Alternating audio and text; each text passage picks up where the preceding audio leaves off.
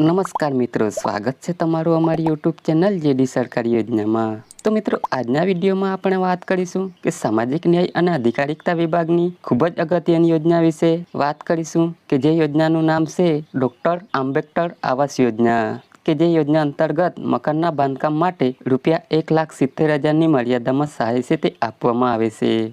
તો મિત્રો, આ યોજનાનો લાભ છે તે કોને કોને મળવાપાત્ર થશે અને મિત્રો યોજનાનો લાભ લેવા માટે અરજદારે અરજી ક્યાં કરવાની રહેશે અને મિત્રો અરજી કરવા માટે કયા કયા ડોક્યુમેન્ટની જરૂર પડશે જેવી તમામ માહિતી આપણે આ એક જ વિડીયોમાં મેળવી લઈશું। પરંતુ મિત્રો, તે પહેલા વિડીયો ગમે તો લાઈક અને શેર કરી દેજો અને મિત્રો અમારી ચેનલમાં નવા હોય તો ચેનલને સબસ્ક્રાઇબ કરી દેજો। તો ચાલો મિત્રો, વિડીયોની શરૂઆત કરીએ। તો મિત્રો, સૌથી પહેલા આપણે વાત કરી લઈશું કે જે ડૉક્ટર આંબેડકર આવાસ યોજના છે તો તે યોજનાનો મુખ્ય હેતુ શું છે। તો કે મિત્રો, ગુજરાત રાજ્યમાં રહેતા જે અનુસૂચિત જાતિના જે લોકો છે તો તેમની પાસે ખુલ્લો પ્લોટ છે પરંતુ રહેવા માટે યોગ્ય ઘર કે મકાન નથી, અથવા તો જે મકાન છે તે કાચીગાળ માટીનું મકાન છે, અથવા તો જર્જરિત મકાન છે, અથવા તો ઘાસપુડાનું મકાન છે। તો તેવા વ્યક્તિઓને પાકા મકાનના બાંધકામ કરવા માટે આ યોજના અંતર્ગત સહાય છે તે આપવામાં આવે છે। તો મિત્રો, આગળ વાત કરી લઈએ કે આ યોજના અંતર્ગત સહાય છે તે કેટલી અને કેવી રીતે આપવામાં આવે છે। તો કે મિત્રો, બાંધકામ કરવા માટે અલગ અલગ 4 હપ્તામાં જે સહાય છે તે આપવામાં આવે છે। ₹1,70,000ની મર્યાદામાં સહાય છે તે આપવામાં આવે છે। તો મિત્રો, જેમાં પહેલો હપ્તો છે તે વહીવટી મંજૂરી મળે એટલે ₹30,000નો પહેલો હપ્તો છે તે આપવામાં આવશે। ત્યારબાદ મિત્રો, આવાસનું બાંધકામ છે તે લિંટલ લેવલ પહોંચે એટલે ₹80,000નો બીજો હપ્તો છે તે મળવાપાત્ર થશે। ત્યારબાદ મિત્રો, આવાસનું બાંધકામ રૂપકાસ્ટ લેવલ એટલે કે મિત્રો છત સુધી પૂર્ણ થશે એટલે ₹50,000નો ત્રીજો હપ્તો છે તે મળવાપાત્ર થશે।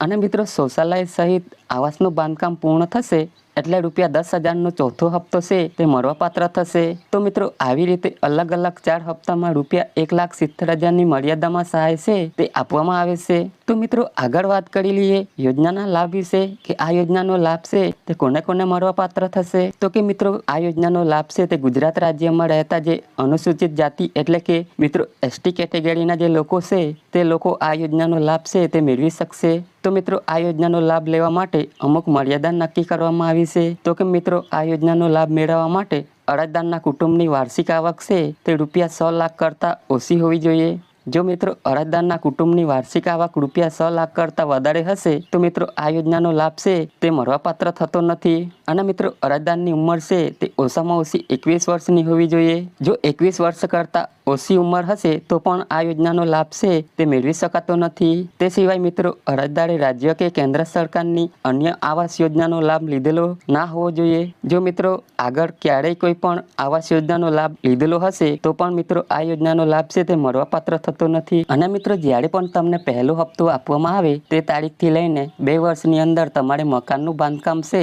તે પૂર્ણ કરી દેવાનું રહેશે। ત્યારબાદ મિત્રો, આ યોજના અંતર્ગત મકાનનું બાંધકામ પૂર્ણ થયા બાદ તેના પર રાજ્ય સરકારની આંબેડકર આવાસ યોજના એ મુજબની તકતી તમારે લગાવવાની રહેશે। વાત કરી લઈએ મિત્રો અરજી ફોર્મ વિશે કે આ યોજનાનો લાભ મેળવવા માટે અરજદારે અરજી છે તે કઈ જગ્યાએ કરવાની રહેશે। તો કે મિત્રો, આ યોજનાનો લાભ મેળવવા માટે અરજદારે ઈ સમાજ કલ્યાણના પોર્ટલ છે એટલે કે esamajkalyan.gujarat.gov.in નામની જે વેબસાઇટ છે તે વેબસાઇટ પર જઈ અરજદારે ઓનલાઈન અરજી છે તે કરવાની રહેશે। મિત્રો, વર્ષ 2026 માટે હાલ અત્યારે ઓનલાઈન અરજી ફોર્મ છે તે શરૂ કરી દેવામાં આવેલા છે। તો મિત્રો, તમે ઈ સમાજ કલ્યાણના પોર્ટલ પર જઈ અને ઓનલાઈન અરજી છે તે કરી શકો છો। વાત કરી લઈએ મિત્રો ડોક્યુમેન્ટ વિશે કે આ યોજનાનો લાભ મેળવવા માટે કયા કયા ડોક્યુમેન્ટની જરૂર પડશે। તો કે મિત્રો, અરજદારનો આધાર કાર્ડની નકલ છે, રેશન કાર્ડની નકલ છે, જાતિ અને પેટા જાતિનો દાખલો છે। મિત્રો, રહેઠાણના પુરાવા તરીકે તમારે કોઈ પણ એક ડોક્યુમેન્ટ આપવાનું રહેશે, જેમ કે વીજળી બિલ છે, લાયસન્સ છે, ભાડા કરાર છે, ચૂંટણી કાર્ડ છે, રેશન કાર્ડ છે। તો મિત્રો, આમાંથી કોઈ પણ એક ડોક્યુમેન્ટ છે તે રહેઠાણના પુરાવા તરીકે તમારે આપવાનું રહેશે। ત્યારબાદ બેંક પાસબુકની પ્રથમ પાનાની નકલ અથવા રદ કરેલો ચેક છે તે આપવાનું રહેશે। આંકડાની પત્રક છે। મિત્રો, જે જમીન પર તમારે મકાનનું બાંધકામ કરવાનું છે તે જમીનના ક્ષેત્રફળ દર્શાવતા ચતુર્દિશા દર્શાવતા નકશાની નકલ છે તે આપવાની રહેશે। જેમાં મિત્રો તલાટી કમ મંત્રી અથવા સિટી તલાટી કમ મંત્રી કે સર્કલ ઇન્સ્પેક્ટરની સહી છે તે ફરજિયાત હોવી જોઈએ। ત્યારબાદ મકાન બાંધકામ કરવાની રજા ચિઠ્ઠી છે, એકરારનામું છે, સક્ષમ અધિકારીનું પ્રમાણપત્ર છે।